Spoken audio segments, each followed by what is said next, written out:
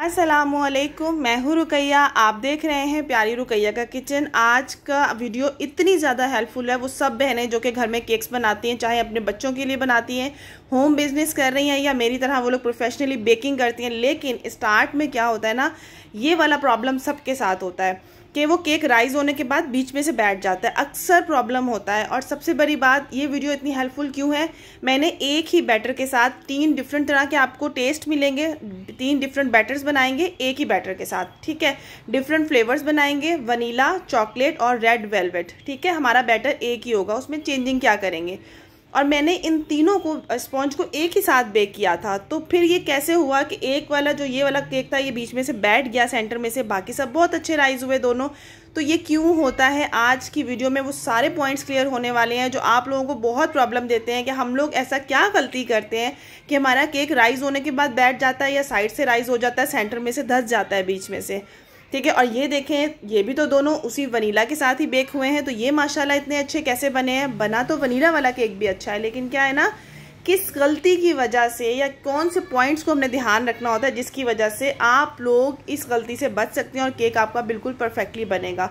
अच्छा, हम लोग बीइंग अ प्रोफेशनल बेकर, हम लोग क्या करते हैं, हम लोग एडजस्ट कर लेते हैं, किसी भी चीज़ से परेशान नहीं होते, एडजस्ट कर लेते हैं। आज सारी टिप्स एंड ट्रिक्स आप लोगों के साथ शेयर करती हूँ। बिस्मिल्लाहिर्रहमानिर्रहीम। रेसिपी आपको डिस्क्रिप्शन बॉक्स से मिल जाएगी। अंडे, चीनी, ठीक है, और वनीला एसेंस या लेमन एसेंस ऐड करना है तो आप लोग कर सकते हो, बिल्कुल से 2 से 3 ड्रॉप। इन तीनों चीज़ों को हमने अच्छे तरीके से बीट कर लेना है। अच्छा, बहुत सारी बहनें कहती हैं कि हम लोग अंडे की जर्दी को अलग से बीट करते हैं और सफ़ेदी को अलग से करते हैं, एग वाइट को, ठीक है। मुझे वो प्रोसेस बहुत ज़्यादा मेहनती लगता है। मुझे लगता है जब इस तरह से ईजीली हो सकता है तो इतनी मुश्किल में हम क्यों जाएँ। हाँ, शेफून केक्स, कुछ केक्स ऐसे होते हैं जिनकी नीड होती है, ठीक है, लेकिन आप इन तीनों चीज़ों को रूम टेम्परेचर पे होने चाहिए, पानी इसके अंदर नहीं होना चाहिए, ठीक है। और बाद में बेकिंग पाउडर और मैदा, जस्ट 2 चीज़ें हैं, इन दोनों को मैंने अच्छे तरीके से छान लिया है, ठीक है। और ये हम बना लें सिंपल स्पॉन्ज। अब उसमें वेरिएशन क्या करेंगे आगे, किस तरीके से हम फ्लेवर चेंज करेंगे, टेक्सचर चेंज होगा इनका, और क्या क्या चीज़ें चेंज होंगी, आज आपको एक ही वीडियो में तीनों इस केक्स के बारे में पता चलेगा। इंशाल्लाह आप लोगों के लिए बहुत हेल्पफुल होगी। अच्छा, बेकरीज में इसी तरीके से हाथों को, ज़ाहिर आप घर पे काम कर रहे होते तो आप लोग अच्छी तरीके से हाथों वॉश करते ही है ना, तो हाथों से बैटर को मिक्स किया जाता है। जिस तरह के अगर हम लोग बहुत बड़ी बड़ी क्वांटिटी में बैटर बनाते हैं तो वो स्पैचुला वगैरह से फोल्डिंग नहीं होती है उनकी, ठीक है, तो हाथों से फोल्डिंग होती है। और ये एक प्रोफेशनल तरीका है। और यहाँ पर बहुत अच्छे तरीके से हाथों को वॉश करने के बाद हमने इस तरीके से बैटर को जो है ना, नीचे से मैदा नहीं बैठना चाहिए, बस आपको इस बात का ख्याल रखना है। अच्छा, मैं बेंटो बना रही हूँ और ये मैं क्यों बना रही हूँ वो भी आप लोगों के साथ शेयर करती हूँ। ये मैंने 3-4 इंच के बेंटो पैन ले लिए।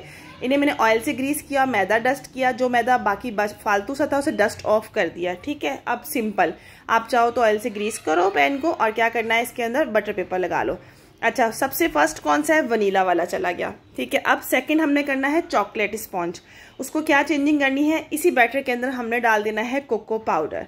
अगर आपको लगे कोको पाउडर आपको थिक लग रहा है या कम लग रहा है, मैंने इसके अंदर 1 टेबल स्पून तक आप लोग ऐड कर सकते हो इस बैटर में।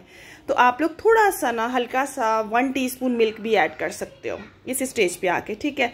मैंने कुछ भी ऐड नहीं किया है, ओके। इसको अच्छा सा स्पैचुला से मिक्स किया, हाथों से मिक्स कर लो, स्पैचुला से मिक्स कर लो, ठीक है। और जब ये कोको पाउडर अच्छे से मिक्स हो जाएगा ना, तो मैं इसको अगेन, अच्छा मैंने तीनों को एक ही साथ बैटर डिवाइड किया था, लेकिन मैंने थोड़ा सा जो है ना वो एक्स्ट्रा बेक किया था हमारा रेड वेलवेट को, क्योंकि उसका ना हमें क्रश भी चाहिए होता है, क्रम्स भी चाहिए होते हैं, सॉरी, तो क्रम्स भी चाहिए थे ना। तो अब क्या करना है, जो बच गया था उसके अंदर हमने रेड फूड कलर ऐड कर देना है, ठीक है। तो ये हमारा बन जाएगा रेड वेलवेट स्पॉन्ज। सिंपल जो स्पॉन्ज होते हैं ना, उसकी बात कर रहे हैं, जो हम लोग अक्सर बोलते हैं ना, इसमें क्रीम चीज़ की फ्रॉस्टिंग वगैरह हो जाती है ईजीली से।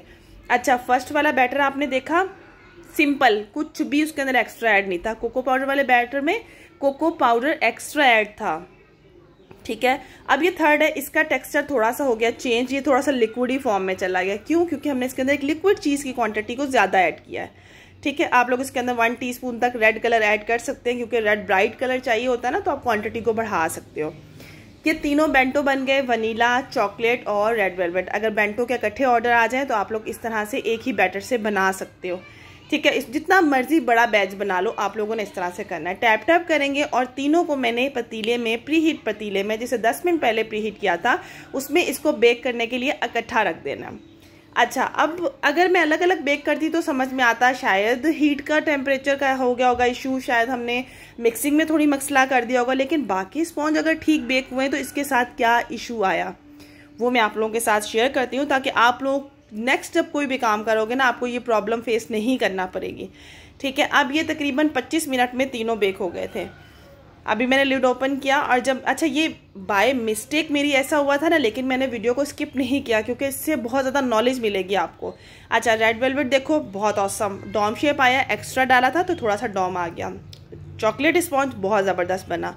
अब जब वनीला मैंने उठाया तो फिर मुझे अपनी गलती की समझ आई और मैंने सोचा कि ये वीडियो जो है ना आप लोगों के साथ ज़रूर शेयर करनी चाहिए। अब ये, अच्छा अब ये प्रॉपर राइज़ हुआ था, राइज़ होने के बाद ये बैठ गया। वजह क्या बनी, तीनों एक साथ ही हमने बैटर बनाया ना, बाकी सब भी बैठ सकते थे। अगर टेम्परेचर का इशू आता, अगर हम लोगों ने मिक्सिंग का इशू आता, अगर हमारे इस बैटर के अंदर हमने लिक्विड ज़्यादा डाला या पाउडर ज़्यादा डाला, कोको पाउडर, कुछ भी आ सकता था। लेकिन वो दोनों क्यों ठीक बने, इसको क्या इशू हुआ? सबसे पहले अंडा चीनी मैदा, ठीक है, बहुत ईजी सा स्पॉन्ज है।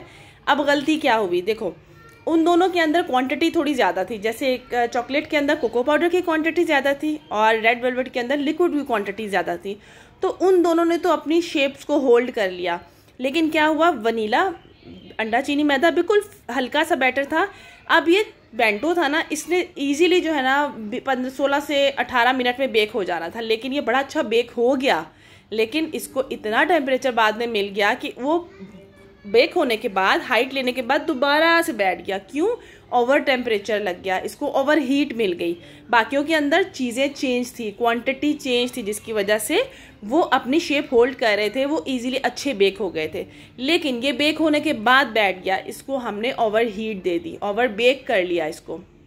ठीक है, जितनी इसको नीड थी ना उससे ज़्यादा हमने इसको बेक कर लिया। ये पॉइंट क्लियर आपको कर दूं कि अगर इस तरह से होता है, आपको लग रहा होता है जी केक हमारा नहीं पका है, लेकिन आप उसे और बेक करते हो और बेक करते हो, उसके बाद वो बाहर निकलने के बाद वो बैठ जाता है।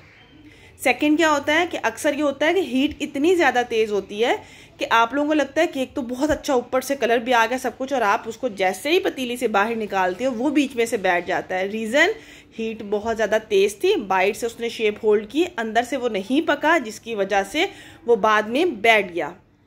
थर्ड क्या होता है कि आपने हीट को इतना स्लो रखा कि वो ओवर बेक हो गया, पक तो गया, ओवर बेक हो गया। आपको बहुत परफेक्ट लग रहा था, आपने पतीली से इसको बाहर निकाला तो साइड्स इतनी ज़्यादा हार्ड थी कि आप सोच के हैरान हो गए कि इसको क्या हुआ।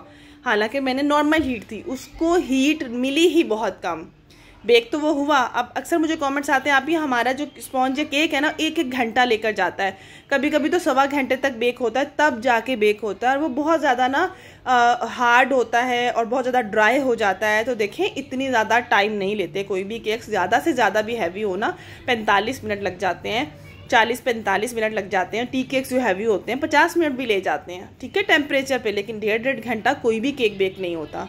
अब आप देखो, लेकिन जो वनीला स्पॉन्ज है ना, आपने देखा कि उसका टेक्सचर बहुत मज़े का है, टेक्सचर बहुत ज़बरदस्त था। बस क्या हुआ, उसको जब वो बन गया मुझे निकाल लेना चाहिए था, क्योंकि बैटर मैंने उसके अंदर थोड़ा डाला था।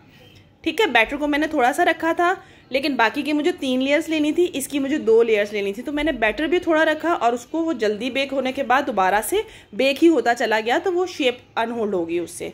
तो आई होप आज की वीडियो आप लोगों के लिए बहुत हेल्पफुल रही होगी। ये सारे पॉइंट्स आप लोगों के साथ क्लियर कर दिए हैं। मिलते हैं एक न्यू रेसिपी के साथ। अल्लाह हाफिज़।